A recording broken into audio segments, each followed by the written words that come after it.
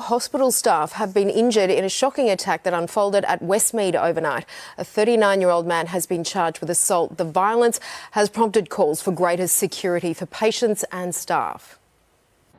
The place you're supposed to be safe, a stabbing inside the emergency department at Westmead Hospital. It's pretty terrifying, eh? It was loud. You could hear it from a good distance away.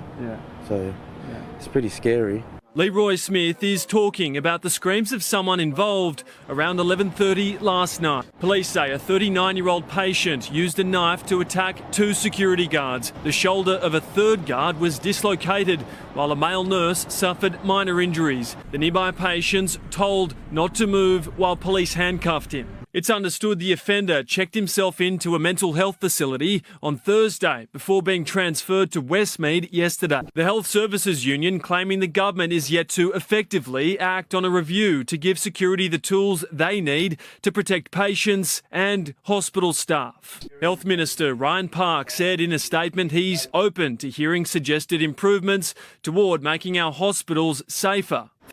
Battered and bruised while just doing her job. Very unexpected, unprovoked. Yeah, they just hit me in the head at least a few times. ED nurse Amanda Tregus bravely spoke to shine a light on the dangers faced by hospital staff. Emergency workers and nurses and doctors, we're there to help people, and this just shouldn't happen. She was treating the young patient on Monday when he lashed out. I had no time to defend myself or do anything. I started screaming and, they kept hitting me. There is an absolute problem across the board. We don't believe that the issue of violence and aggression is taken seriously enough. SA Health says staff safety is paramount. A patient accused of attacking a nurse in a drug-fuelled rampage at Westmead Hospital has today been refused bail in court. Her confronting injuries sparking fresh anger from health workers who say they are fed up by the lack of support. She's the battered face of our medical frontline.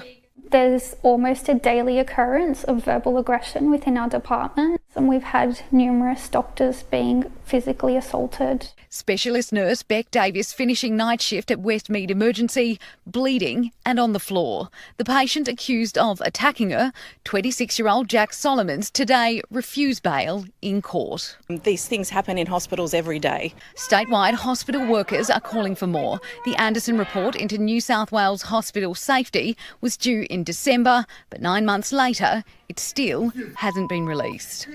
It's unacceptable. There has been report after report and still people get injured like this. We are waiting, obviously, for the incident to be reviewed and the findings to be handed down, and I will adjust measures as needed. Promising safety will be paramount when the new emergency department opens next year.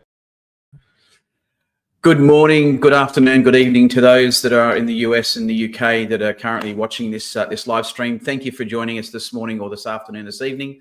I'm going to run through basically an overview in relation to developing a mobile duress policy for healthcare. I'll do a little bit of an introduction to myself in a moment, but I wanted to thank you for taking the time to actually attending the session. We are live streamed across multiple platforms, so if you do have questions, please feel free to put them in the comment section, and we will actually get to those questions as we go. Depending upon time, we will either answer them as we go or we will answer them post the event. We'll also be posting on the recordings of all these on all these platforms. We'll be posting a survey link. Feel free to go through and fill that out. The idea of it is to really for us to get a better understanding in relation to what your facilities are currently doing, and then how we can help you improving your policies and in developing your policies. So as I said, my name is Mark Winter. I'm going to be hosting for today, and I'm just going to go through a bit of an introduction to myself and what we're going to really get out of the live stream. So as I mentioned, welcome to the live stream. We're here today to explore the criteria for developing a mobile duress policy in healthcare, and really the role that it plays in the safety and the well-being of our healthcare staff. Things we're going to cover. So why is a mobile duress policy important? The key risks in operating without an effective policy. Some of the core components regarding the compliance and so forth for a mobile duress security policy or a mobile duress security system. How to engage with staff, really important that we engage with our staff. We'll talk about that. We're going to run through some best practices and some best practices for policy development and implementation. We'll show you some policy guidelines that we've developed in the past, so you can take a look at those as well. We'll talk a little bit about some latest innovations in the mobile duress field. There's been, obviously, as we all know, technology is changing so fast. So we're going to talk a little bit about some of the changes that we're seeing and the impact they're going to have on our space that we work in. And we're also going to look at strategies that will align our policies with the healthcare regulations and industry standards, and also some new standards that are potentially going to be coming out in and around the mobile duress space that we feel is very important. And we're going to, as I mentioned before, we're going to go through some policy examples at the end of the presentation. So who am I here and why? Sorry, who am I and why am I here? My name is Mark Winter. I'm the Chief Executive Officer at In Technology Distribution. I've had over 20 years experience working in the RTLS, IoT, BLE, Wi-Fi, clinical communication space. So I come to you with a lot of experience, and that's why I'm here, and I hope that's why you're here as well. As it says, we've done over 430 projects in and around the Wi-Fi space. Primarily, they're all involved in mobile duress. I was involved with the development of the mobile duress policy for New South Wales Health back in 2012 with eHealth. And really, for me, I'm passionate about this industry, and I'm passionate about ensuring the health or the safety of our staff, and you'll understand why in a few slides' time. And I'm really dedicated to helping and developing what our mobile duress policies look like for our facilities across the country. About the company that I have, so I've been in business for 25 years, so it's our 25th year next year. We started in 1999. We are a distributor, so we don't sell directly to end customers, but we work with our channel partners in relation to procurement of product and so forth. We're not here today to talk about product. If you want to talk about product, it's a different time. We're really just here to talk about the technology. And as it says there, I'm passionate about making healthcare workplaces safe for the teams that dedicate their lives to patient care every day. And as I said, you'll understand more about that in a couple of slides' time. Actually, you'll see it now. So the reason that I'm so passionate about this is that those two people there, one is my wife who works in healthcare, and the other picture is my daughter who's literally just qualified as a nurse at the end of last year, has just taken up a role within New South Wales Health. And very, very important to me that I protect all those guys are protected. And that's one of the reasons that I'm very passionate about what we do here. So our agenda, I mentioned before, we're going to talk why mobile duress policies is essential, the key considerations, the technology that drives the mobile duress systems, how to engage or the engagement with staff, some testing and monitoring, and some continuous improvement. And this is the thing with any policy. It's about continuous improvement. So what are the things that we have today that potentially are going to suit us for tomorrow, or that we need to actually make modifications for tomorrow? And then I mentioned before, we're going to go on to some future innovations in the mobile duress space.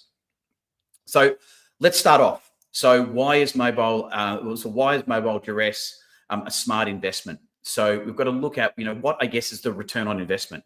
So it's really around risk mitigation. So it's legal protection ensures that you actually have a compliance and safety standard in place, that if a staff member gets hurt, you can actually turn and say, well, we have a policy in place. The policy was followed. Unfortunately, because of the nature of our business, this happened. And as you would have seen in those videos, there are a number of those, or two of those facilities have a policy in place. Unfortunately, you can't protect or you can't protect your staff when you have people that are on drugs and so forth. So you can have the best policy in place. The unfortunate part is things will change as people change as well. So safeguarding your reputation, the last thing you want is to be on that news story. So that's really important as well. Having a policy in place, you might be on that news story, but you can turn and say, we do have a policy. Unfortunately, in this situation, the policy was adhered to, but these circumstances actually didn't prevent this from happening, or we were able to prevent further injury to any of additional staff by having a policy and having a process in place to manage it. We're going to, the operational savings as well. Again, it's about being able to get to that staff member faster, which means that you're going to actually reduce the workflow disruptions, which is really important. And also, as far as your insurances are concerned, being able to lower your insurances. This session is, as I said, is being hosted globally. So, some of these things that you'll see in here are going to be relevant to Australia. Some of them are going to be relevant to other countries and other regions. So just be aware of that. Cost avoidance, again, is saving on medical bills, legal fees and downtime, is really important, obviously. And then here's the thing for me is, and the example would be in my situation, my personal situation, what I can tell you is that we live on the border of New South Wales and Queensland. New South Wales has a policy in place and has done for many, many years. Queensland doesn't have a policy in place that is mandated across all of Queensland Health at this very stage. My daughter made a decision to go and work in New South Wales. That's not the sole reason, but again, the safety and security of her was really important. On her first week, when she went and did her induction, she came home and was all excited. And I said, "Hey, honey, what did you do today?" She spent the day training in relation to how to protect herself in the event that somebody tries to attack her. And to be honest, I was quite devastated when I found that out. Here's my 18-year-old daughter, just came out of university, 19-year-old daughter, just came out of university, and she's been put through. I think they actually had somebody from a martial arts school come in and teach them how to get out of a chokehold, how to get out of someone pulling their hair.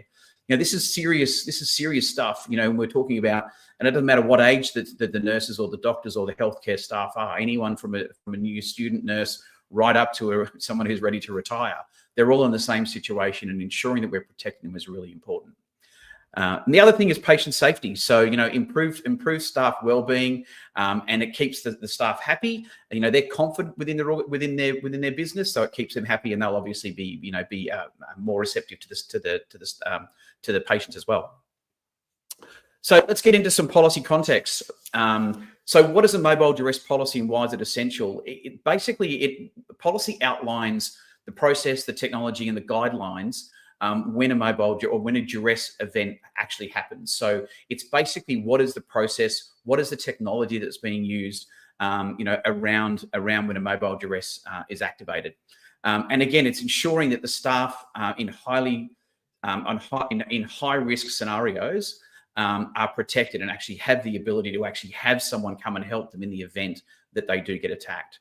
The risks against not having a policy in place, obviously delayed in getting an emergency response. So if somebody is being attacked, and if you don't have a policy and technology in place to help with that, potentially the harm that can be done to that person by taking a minute, 5 minutes, 10 minutes to get to them is obviously more than, getting a notification and having a policy that says, hey, we will have staff come and help you by doing this, this, and this. Obviously, increased harm to staff and patients, as I mentioned, reduce morale. And this is a really important one. One of the things that's, you have a piece of security, you have something that you're wearing that when you do something with it, someone's going to come and help. That gives you a sense of confidence, which is really important. So really good when it comes to morale. Excuse me. And also, I mentioned in the previous slide, reducing the legal and reputational consequences. So how does the system contribute to the safety and well-being of our healthcare workers? As I mentioned before, and I'm going to harp on a little bit about it because this is really important. It provides peace of mind. It does provide the faster response times, and it also reduces the risks of additional harm. And then one of the other things we can do is we can take the lessons that we've seen from other industry segments that currently have this technology in place, like as an example, prisons. As you can imagine, in every single prison, there is mobile duress in one way, shape, or form. So what are the best practices that we can take away from that? What can we learn from that environment or from that industry segment that will allow us to actually bring it into the healthcare space? And that's things like, clear escalation processes. So what happens when a mobile duress gets pulled? Does it go to this person? Does it go to security? Does it go to a group of people? And we talk a little bit more about that when we get through to the individual policy points. And again, the other thing too, and we're going to talk about this on a number of occasions as well, is seamless integration into third-party systems or other systems. So, your existing systems, as an example, that might be a video feed, that might be paging system, that might be your nurse call, whatever it may be. And as I said, we'll talk about that and we'll detail that a little bit more as we go through. Some of the other things to consider, critical components, risk assessment. So when you're starting with looking at a mobile duress policy, first thing you need to look at is what's our risk? where is our risk? And in most cases, and you probably heard in two of those videos, you probably heard that the mental health area was an area that they needed to protect. So that's the first port of call for most facilities, most healthcare facilities. Once you looked at the mental health area, typically it's then emergency. In some cases, it may be the other way around. Emergency is where you're going to get a lot of cases where people will come in, they're on drugs, they're drunk, they're inconsolable in some cases. And in some cases, it may be something that's totally out of character. As I was putting the videos together, there was a number of cases, in particular in the US and in the UK, where people would come in and what seemed to be normal people, but then at some point they just lost it because some drugs had kicked in and they were not the normal person that they really are. But again, we need to have these policies in place regardless as to whether they're good today and bad tomorrow. The other thing to think about is the technology, and we'll talk a little bit about technology. We're not here to sell technology. We're just going to talk to you about what we're seeing in the industry, what are the best practices now and moving forward. There are a number of technologies that are out there. As I said, we'll go through those in a little bit more detail. Who's responsible? So I mentioned earlier, is it the responsibility of a security team to go and actually address or to go and protect or help when that mobile duress has been called? I was in a facility where we were doing some training for a bunch of nurses, and there was a security guard there. He was a very, very big man. We were sort of standing around in a circle, and we had our trainer was in the middle and showing them and going through the process. This is how you actually use the system. And the security guard got a notification, literally barged past two of the nurses, literally threw them out of the way, ran down the corridor, and then that was it. He was gone. We continued the training. About 20 minutes later, he came back and he said, and this is the reason why I love this stuff, because that just saved somebody's life. There was a nurse who was getting choked out in an emergency. And that's, I've got hair standing up on my arms. That hits home when you're physically there and you physically see it. And for those that are on the call who have been through these situations, you know exactly what I'm talking about. For those that are on the session that have heard about it, you know what I'm talking about. This is critical. This is so important. So again, the roles and responsibilities is, if you're in an environment where we have deployments, or we have customers, I should say, that are in remote locations, they don't have security staff, and they don't want their nurses to actually be able to, or to be able to go and, or not to be able to, but to go and help in an emergency situation. So they actually have the alarms, the duress alarms, going directly to the police station. The police station is not far away. A notification goes to the police saying that there is a duress in this location, that location within the facility. They'll then jump in their car and come down. Now, that's going to take a while. Unfortunately, we're limited in relation to country areas, but if you are from a regional area and you don't have security staff on board, get in contact with us. We can talk you through, what we see happening in those sort of facilities. And the other thing too is to look at, the training. The training is critically important. So allowing a staff member to know or see what actually happens in the event when they do pull a duress. And this is one of the things when I spoke to my daughter about when she first started working at this hospital, was there any active training that they did? Absolutely, she said. They actually had the ability to pull a duress, and they had simulated staff members, security staff members coming in. So sorry, they physically came in, but it was a simulation between the trainers and the security, so that they knew it wasn't critical, but they actually came in, and that gave the confidence in the system to the staff members. So they were like, okay, good. I know if I pull this, this is going to happen. So that was really good. Ongoing training and simulation training and attending training, making sure that when you are working with a vendor or a supplier of this technology, that they give you a training video as an example, so that you can actually pass it on to your staff. When a new staff member comes in, here's part of your safety training. Watch the video. It goes for 5 minutes, 7 minutes, 10 minutes, whatever it may be.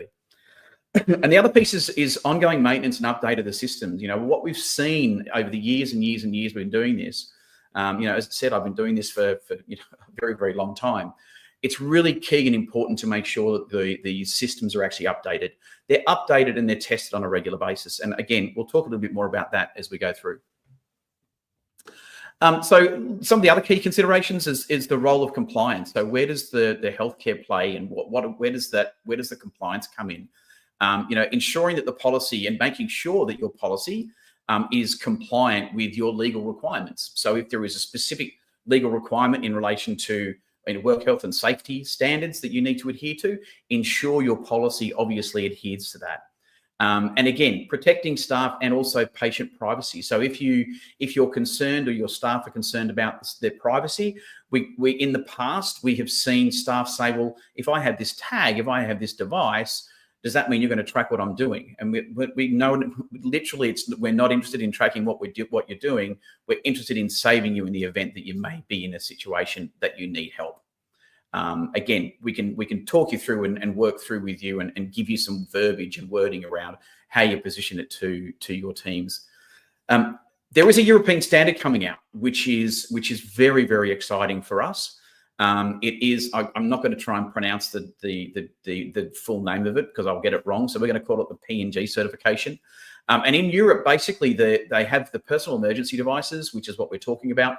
They are classified as PPE. And part of this certification is to ensure that they comply with the safety standards of the devices and adhere to the essential requirements of this particular regulation that's been put out in the European Parliament. And locally here, we're pushing the TGA to actually look at this certification and either adopt the certification or modify the certification to their own standard.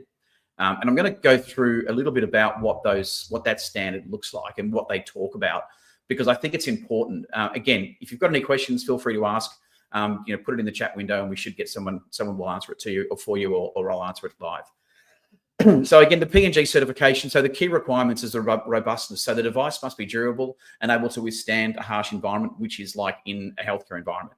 Harsh being that, if you're going to be in a situation where someone's going to physically handle you or attack you, you want that device to make sure it works, even if you fall over and you actually, you land on it, wherever it may be. It has to be a solid product. Also has to be able to handle extreme temperatures. In some cases, you may be going into cold wards, you may be going into warm wards. Obviously moisture and physical impact, as I said before. Reliability, the device must constantly function correctly. In other words, there is none of this, this might work 50% of the time or 80% of the time. It has to work consistently and without failure. The battery life on the tag, or on the device, I should say, needs to be at least a minimum of a shift. So it needs to ensure that it can be used and remain operational for an extended period of time. The ease of use, got to be simple, can't be complicated. We could pick up a phone, and there's technology now, you can have it on your phone, you can pick it up and you can make a phone call. It's very difficult to make a phone call when you're actually, beating somebody off or pushing somebody off you that is currently attacking you. So it's got to be easy to be used. Also the communication, it must support a reliable communication. Now we talk about GSM, LTE, wireless, BLE technologies, and we'll talk a little bit more about that in a minute. But, and then obviously, ensuring that the notification, the location accuracy is absolutely critical. In other words, you want to know that when you actually have a duress situation, that the security staff or the other staff are coming to your location and not to the location across the other side of the hallway or in the other room. They need to know whereabouts you are. So the certification process, so basically manufacturers need to submit their devices to a certification body. There is a criteria that's set around that, and that the accredited labs will basically go through and verify that the devices comply with the required standard.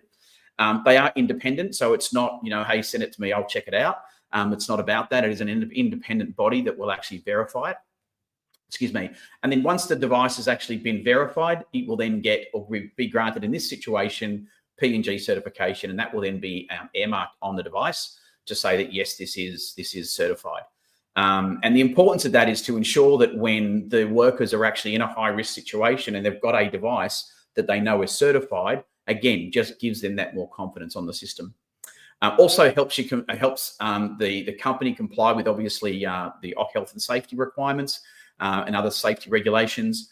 And the certification really can be and should be a prerequisite for any vendor who's going into the market, who's looking to sell a device that's called mobile duress, or that is used for duress or staff safety, or lone man or lone worker or anything like that. So, again, this is the standard that we are going to be pushing through or trying to push through the TGA to have some sort of version of this.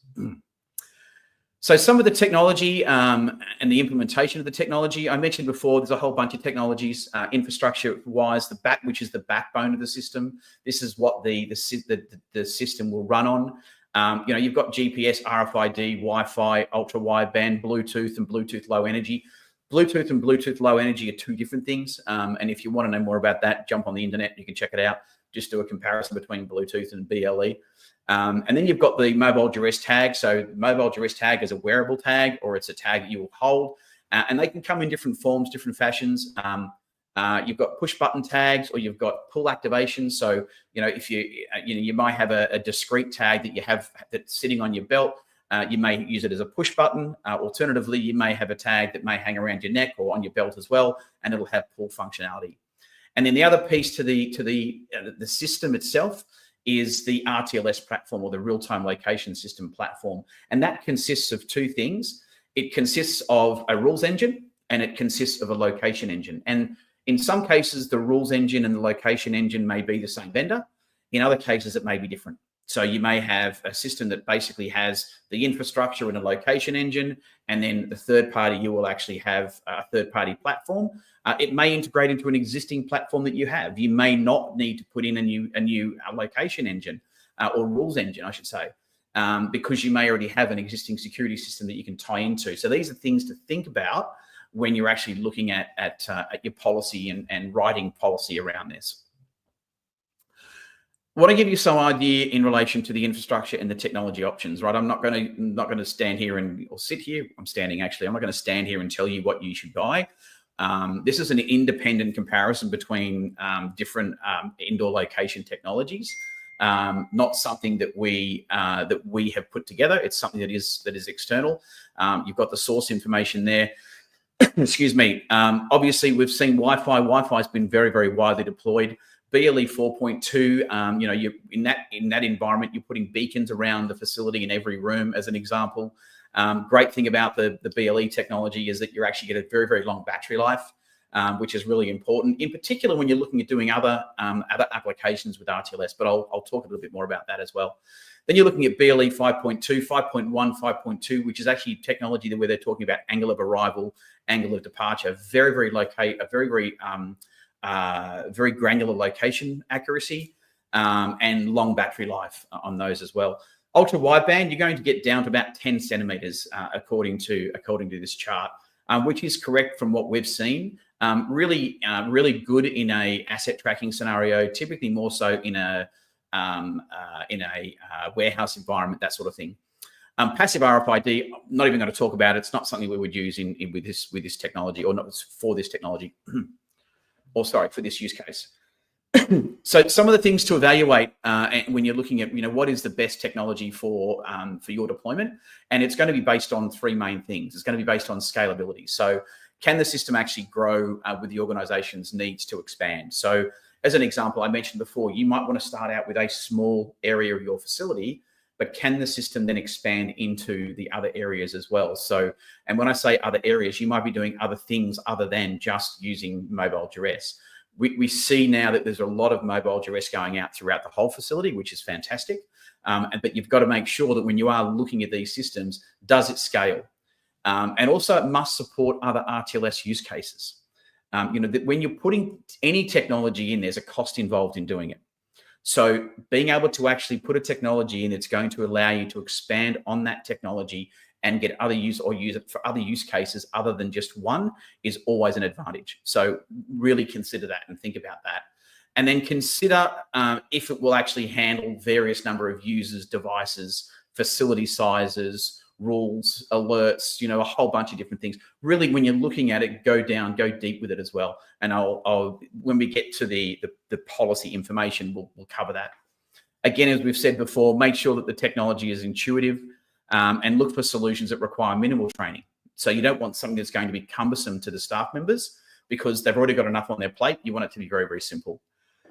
As far as accuracy is concerned, this is one of the key things, and I mentioned it before. When you pull a mobile Duress, or you hit a button, you want to know that you're in this room, not in the room next door, or not in the room down the corridor. Most systems that are out there today, you're going to get between in a wireless environment, you're going to get 3 to 5 meters. In a BLE environment, BLE low energy, Bluetooth low energy, you're going to get room level. You're going to get 30 centimeters to meter accuracy. Very, very good. BLE is in the same sort of scenario. So again, I'm not telling you to go with any technology. I'm just giving you an idea. But yeah, make sure that the accuracy is right. And the other thing too is that there's a cost involved when you're deploying this technology I mentioned before.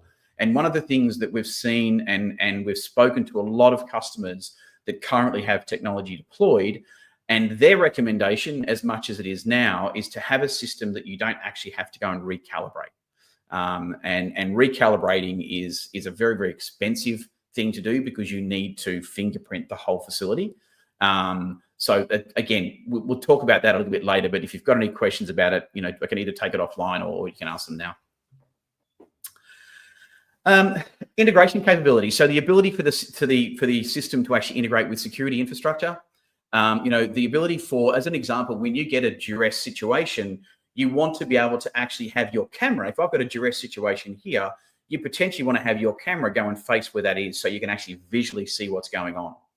That's a really key thing, and we're starting to see that happening a lot more. Communications tools. So, ensuring that you've got the ability when a notification comes in to be able to send it to multiple different people that potentially don't have a tag. You might want to send it to somebody who's got a mobile phone or an email or a text or some other mechanism. Make sure that it integrates with those sort of platforms. The IoT, we all know there's going to be billions of these devices in the market. So again, having a system that will actually help you or be able to work with and integrate with your IoT platforms or your IoT deployment is also really important.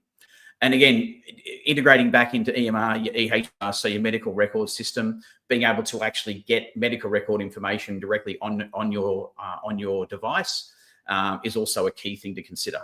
And I mentioned before about the interoperability with other devices and other software that's used within the facility. Vendor support. So examine what the vendor's reputation is for the following things. Obviously, customer service training we talked about, making sure that it's easy and simple. Make sure that the vendor that you're working with has local support. In other words, either has somebody on the ground or actually has certified trained partners that can actually help to support the system.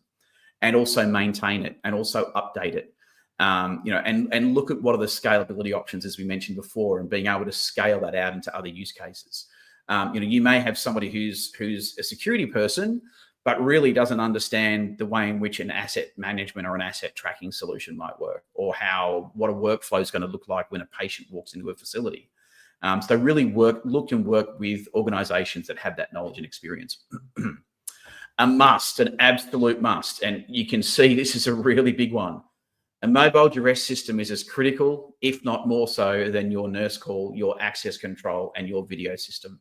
If you're serious about staff safety, it must be a dedicated standalone network, no compromises.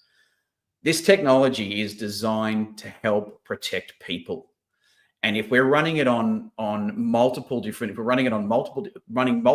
things across one network, it potentially is going to leave you vulnerable, that if that network has any issues, you're not going to get those duress messages. You're not going to get those notifications, and that person is not going to get the help they need. So, I mean, we can only tell you, we can only advise you on this. It's obviously up to every individual organization and company to make that decision. We've seen massive changes over the last 5 or 6 years within the way in which we communicate. Historically, we've been using Wi-Fi, which has been great. It's a dedicated network per se. But again, just take these things into consideration when you are looking at what does it look like in your organization. I mentioned about staff training, really important. Involve the staff early when you're developing a policy, and have them work with you on what does that policy design look like. It'll highlight the benefits to the staff members, which makes it easier for adoption. For those of you, and I know there's a bunch that I can see who are on that we've already worked with historically. And I know when we first started working with you, we had some challenges in relation to how do we convince our staff that we're not tracking them as I said, if you want to know more about that, reach out. We're happy to work through. And again, provide clear communication to your staff around what the policy is and why we're doing it and the value that it adds to them. Again, mentioned about, looking what they're, when we look at the engagement side, so involve your staff in the development of the policy, as we said, and you can get feedback from them through surveys. You can do focus groups if you want to do a pilot program or something like that. If you're wanting to see what that will look like within your facility, these are recommendations to do. And then employ best practice for your staff. As I mentioned before, user-based scenario training is really important. Hands-on demonstrations, so being able to show how it works, and also having videos and periodic refreshers, because sometimes if you haven't used the device, if you haven't needed to use it, touch wood that people don't, but if they haven't needed to use it, then obviously they're going to forget, because that's what we do. They've got too many other things to think about. And the other piece is to test, monitor, and evaluate. So mobile duress system, basically you need to be testing your system or the system on a quarterly, from a quarterly system health check basis. And then obviously a battery is a battery.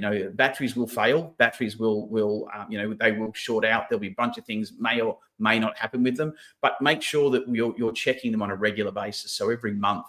And then also, again, as I mentioned before, do periodic drills with your staff. Let them know that at some point during the course of the day, we're going to do a drill, so that they get used to that and they can see what that looks like. And the other part of it is looking at metrics. So when you're putting this system in place, you should be really looking at introducing metrics that you can track and measure the effectiveness of the policy that you've developed. And that's like things like, tracking response times, looking at, making sure that the system's got a 99.99% uptime.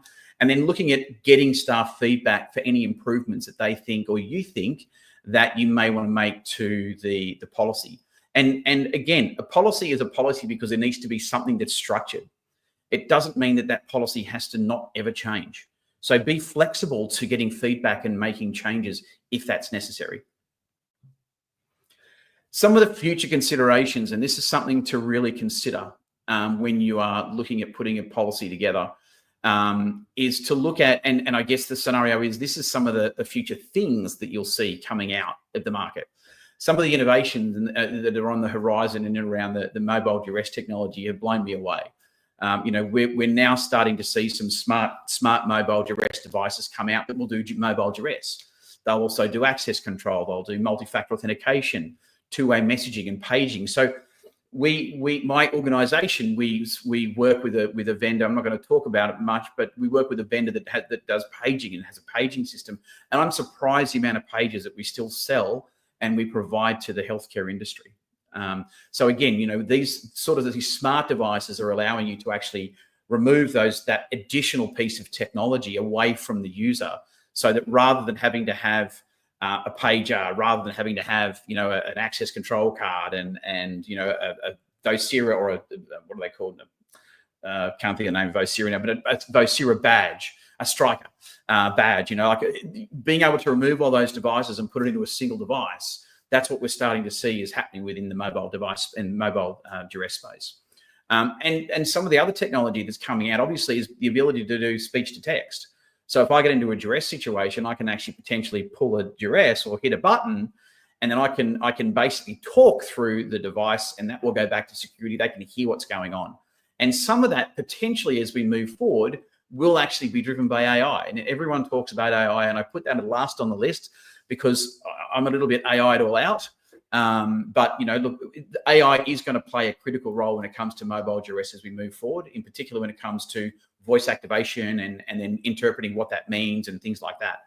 And I guess the other thing too, is the expanding beyond mobile duress. So I mentioned before, there's more value in putting in a system, a mobile duress system or a duress system or an RTLS system where you're actually using it for multiple use cases. So keep that in mind.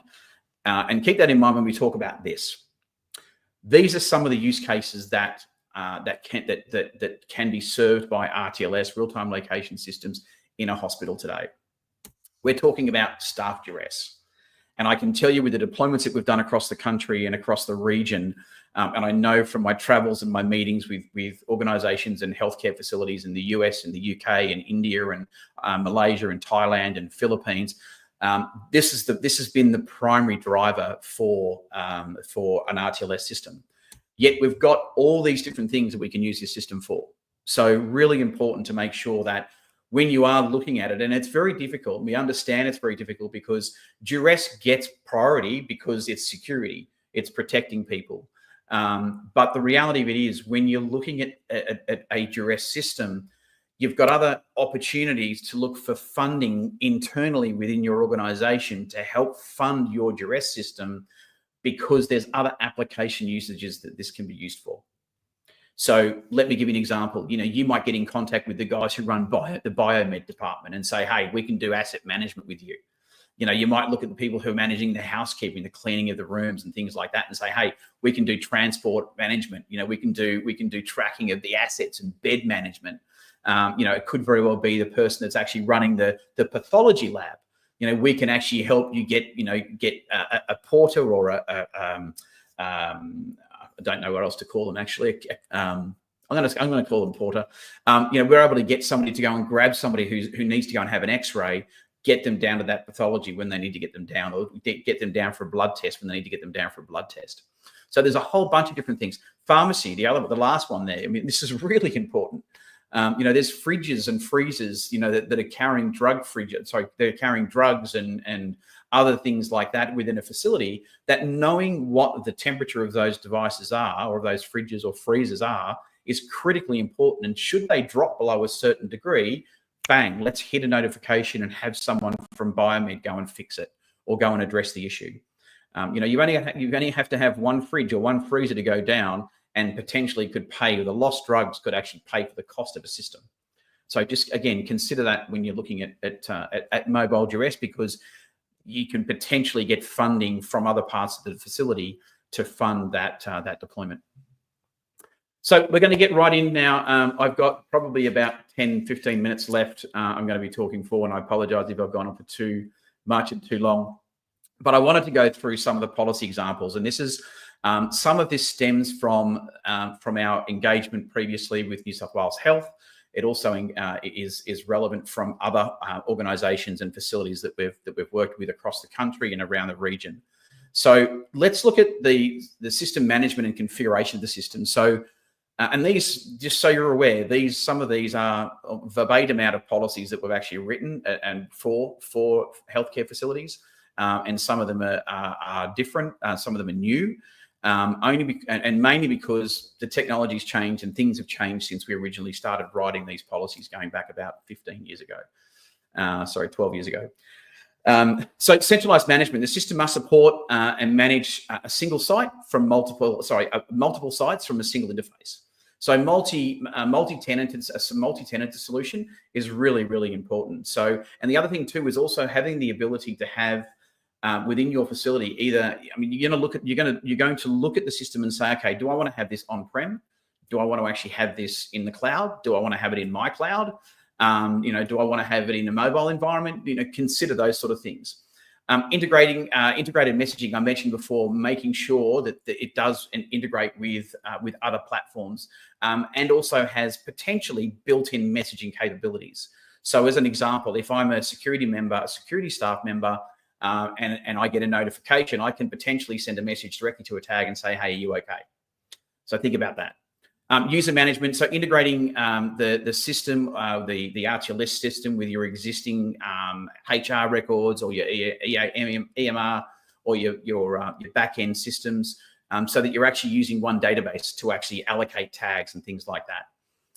Customizable workflows, so have the ability to actually write custom workflows. So you might have a workflow that says, John, when he comes into this room, we know he's going to be safe because it's a staff room or something like that. We don't need to have Duress in here.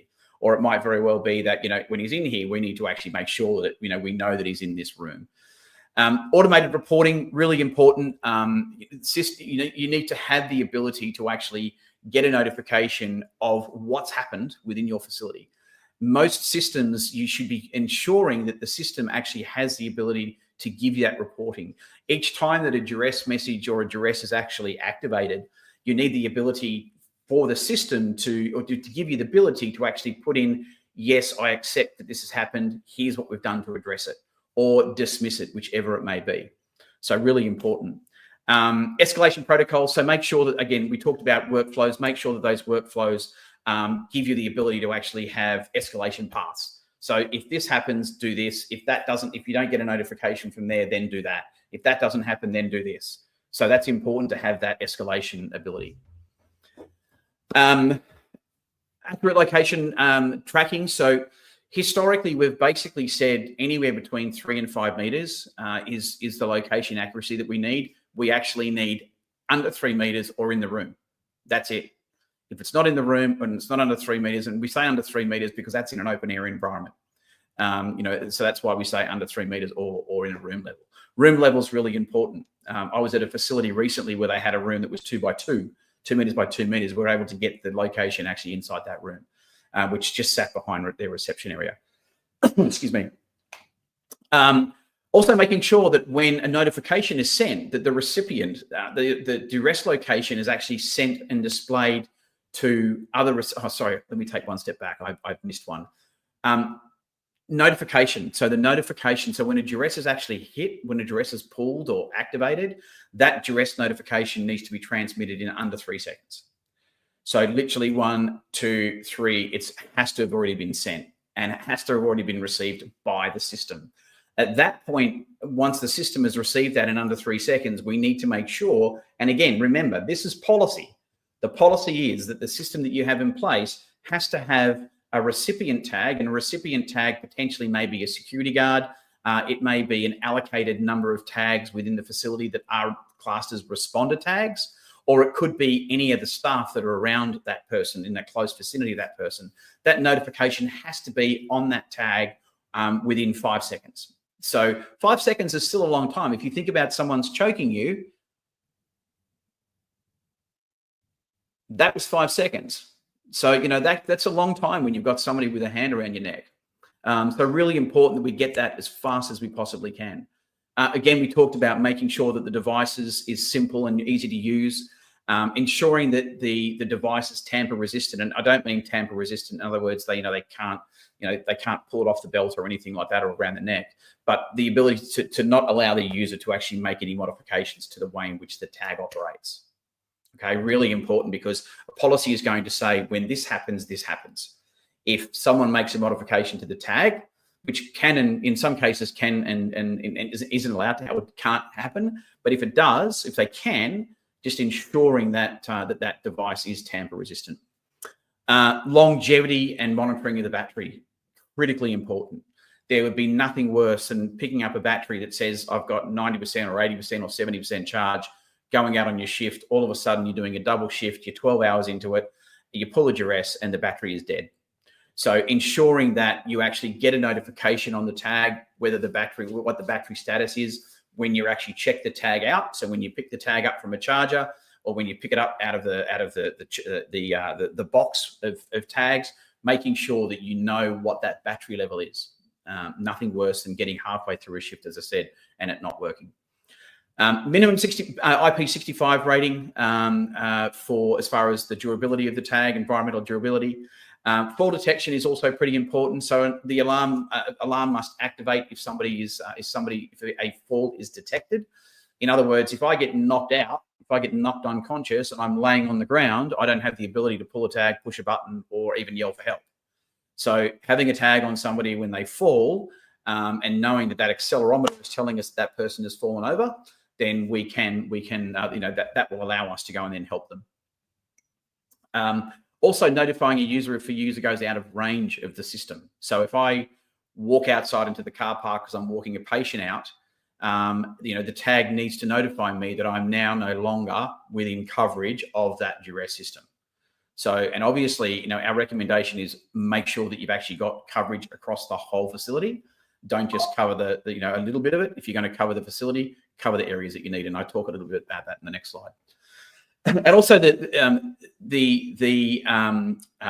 far as certifications are concerned, the device must comply with either the P&G certification if you're in Europe, or an equivalent certification. and that might be an equivalent certification by the FDA or something in the US, and others in other parts of the world. So ensure that there is a certificate, or if there is a certification, ensure that that device that you're using is certified. As far as the infrastructure requirement, longevity of the infrastructure, the network must support a life cycle of a minimum of 10 years, and that's to reduce the refresh cycle of the technology. The last thing you want to be doing is to be refreshing your system every 3 or 5 years, or 5 or 7 years. You know, like that's a long. It's an infrastructure. You've got to put this stuff in. You've got to manage it. You know, there's a cost to the technology. So ensuring that that technology has a long life cycle, and that you're actually able to keep that life cycle, you know, as long as it possibly can. Our recommendation is 10 years. Ensure that when you're actually deploying it, and this is something that's new. This is something that we've seen come out in the last couple of years, where it's a different methodology of network deployment because the technology allows you to do it. And that is that simplifying your deployment in relation to cabling infrastructure and switching infrastructure by using aggregators in the system rather than actually having to run Cat6 cables right back from the switch to your device that's sitting in the facility. So again, just be aware of that. It is another thing that we've seen coming up over the last couple of years. One of the large facilities down in Victoria here in Australia. For those that don't know where Victoria is, it's south part of Australia. But they came out and they basically have now using aggregators to reduce the cost of the cabling for it. Scalability, we mentioned before, make sure that the system can be expanded. Location tracking, it needs to function and without the need for recalibration surveys. So whenever you deploy this technology, there potentially is a requirement for someone to go out, put something on the ceiling, something on the wall, and then calibrate it. In other words, you know, get the system to work together, you know, with all the other ones. So there's going to be a requirement potentially for you to need to calibrate. Most importantly is that what you don't want, and when you're looking at a system, make sure you're looking at a system where you don't need to recalibrate. And what I mean by that is, let's say, for instance, you know, the device fails, or you put a wall in, or you put another device in somewhere else. You don't want to have to go back and resurvey that area every time you actually make an adds, moves, or change. So that's another thing to consider, and we now specify that within our documents. Network outages. The system must remain active whilst a new system is being decommissioned. In other words, what we basically mean is if you are, sorry, not the system, if you're commissioning new areas. So if you're deploying, as I just mentioned, if you're putting a wall up and you're making new changes or making changes, the system itself, the whole system needs to remain up. You might take down a small section of it, but it won't affect anything else within the facility, right? So if you don't need to bring the whole network down to actually get to update the system. So that's critically important. It's one of the things that we've seen massive changes in the technology requirements, because when you have to bring the network down at the same time, you need to bring security staff in, and it needs to be a planned outage. You know, you can't afford to have your system, you can't afford to have this Duress system offline for any amount of time, apart from 0.001% of the time.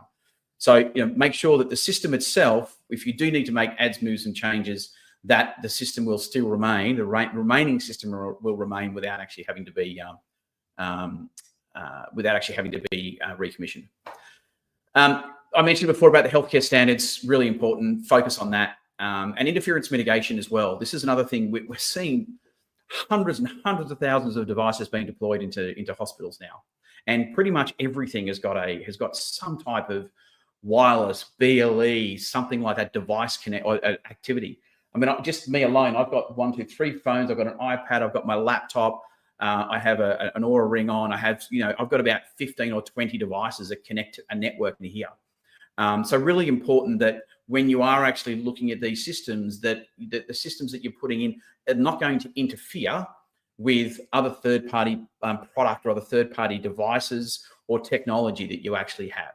So a standalone system, again, as I mentioned before, is really, really key, ensuring that you're not actually integrating or you're not going to interfere with any other medical devices. Reliable signal transmission. So in other words, the duress signal must be able to actually get through clothes. So, you know, my daughter, as you saw in that the early picture, she actually had a jacket on when that picture was taken. And it was, you know, the technology that she was using was hanging on her belt, and her jacket actually covered her belt. So, you know, you need to have the ability to actually be able to transmit that through clothes. The system must guarantee full coverage or coverage in the areas of importance. So if you're going to deploy this and you're going to deploy it in ED, let people know that it's in ED, and the system has to cover ED, every part of it. Same with the mental health ward, has to cover every part of it. There can't be a dead spot. You can't be, you know, you can't have no coverage in a stairwell. You can't have no coverage in a lift. You know, these are the things that you've got to make sure of. You've also got to eliminate false alarms to prevent alarm fatigue. Now, I'm sure you've all been into a hospital in the last, you know, 2 years, 3 years. All you hear is this beeping, beeping, beeping, and alarm fatigue, and particularly with nurses, is really, really bad. You know, they literally just tune it out. So, you know, it's like when I talk to my 18-year-old son, I can sit there talking to him for 15 minutes and ask him a question. He's like, huh? You know, same sort of scenario, right? And I'm sure you've experienced that yourselves. But it's really important to make sure that the system itself, you know, it will allow you to eliminate any false alarms, you know, so you do eliminate that alarm fatigue. Ensuring, again, that the system is an enterprise grade system. Okay, so making sure things where we look at enterprise grade, you know, multi-tenanted, you know, what's the system backup process, reporting, all that sort of stuff. Alert notification, the system should provide identifiable alerts, including including tone, timestamp, and location onto or to tags within the facility. And that could be a tag that's a responder tag that's near the person, or it could be a responder tag that might be the security guard, or as I mentioned before, it could very well be going back to the police station, but ensuring that you actually have a physical, you can see the location as to where it is. Testing and assurance, so devices must adhere to the manufacturer's testing, you know, conduct shift testing prior to the shift, and then frequently during the shift if necessary. And if you do identify faults, make sure that they're jumped onto straight away. Don't leave faults, you know, to second guessing. And then also the other piece is, you know, the reporting piece. Make sure that you actually have both hard copies and electronic records of your testing, so that in an event that there is a duress and something does go wrong, something does happen, you've at least got to say, hey, look, we did the testing, here's what it looks like. You know, we didn't have any issues, don't know why it didn't work for whatever reason. The other piece we started talking about with the enterprise platform scenario, so cybersecurity compliance. All of the healthcare facilities that we've dealt with ever have got some sort of cybersecurity compliance requirement. Make sure it adheres to that, and certainly it meets with the standard healthcare standard security practices within your country. Integrated tag management. So we talk about a system that allows you to actually automate a tag allocation, or have a tag allocation for a staff member. So when someone comes to grab a tag, you know, they'll do something to whether it be using a kiosk or writing down or something like that. Make sure that you've got it, but try and make it automated. Try get away. Look for systems that you can get away from having to write stuff down. I've been into facilities that have books of, you know, people who've written down, you know, their tag number. I know my daughter, when she first started, she brought one of the tags home, and I said, you better get that back. She'd forgotten. That happens, but at least you need to know who the person is that's got that. Centralized charging, making sure you've got multi-charges, not just single charges everywhere. That's really important. I mentioned before about defining escalation, so automate, you know, escalation workflows for critical incidences. So what happens here, and you know, what's the scenario if this happens? If that doesn't here's the scenario. This is what's going to happen. If that doesn't happen, what's the next escalation point? Analytics, so deliver actionable analytics from the system to include trends and response time. So really important to understand, you know, are we seeing a lot of issues happening in ABC ward?